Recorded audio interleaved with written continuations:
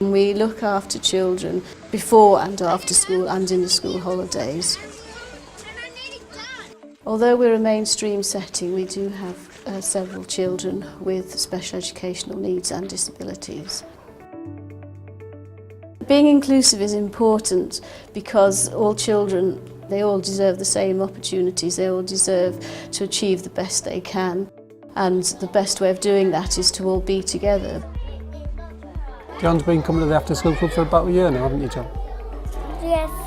Yes, he's enjoying it as well. It's in that door. He has Asperger's. A lot of people think that because of what they have, they would have to do less or not be with other people. But really you need them to mix as much as possible. So he gets to run around with them and interact as much as he can. The club supports John a lot and I know he's getting well cared for, so it's really good for us.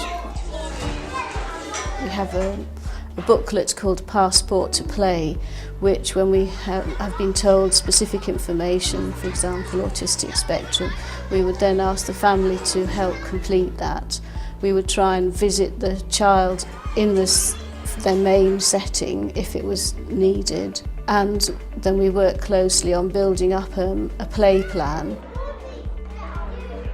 and we'd share it with the parents and they can add information and share it with the staff. So when I was a baby, my brain didn't send the messages to my leg quick enough,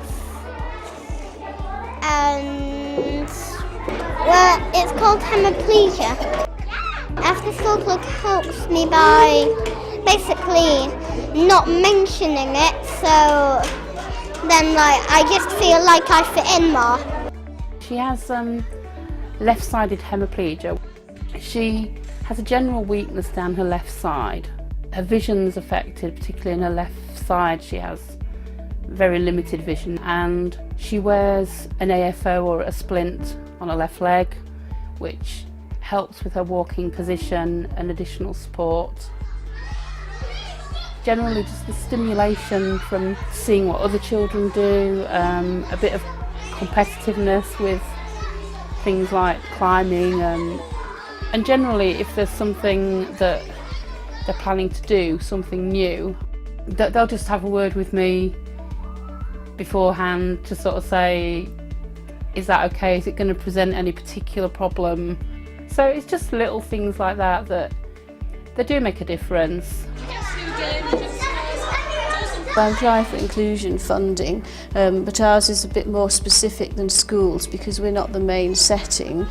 We are not eligible for statutory funding, but there are other sources of funds out there and I regularly apply for them. There is support for the providers out there as well. I think it often brings out the best in the children in terms of supporting their peers. The children have a lot to give. I think, I've seen a lot of children with additional needs and they're often real characters with an awful lot to add.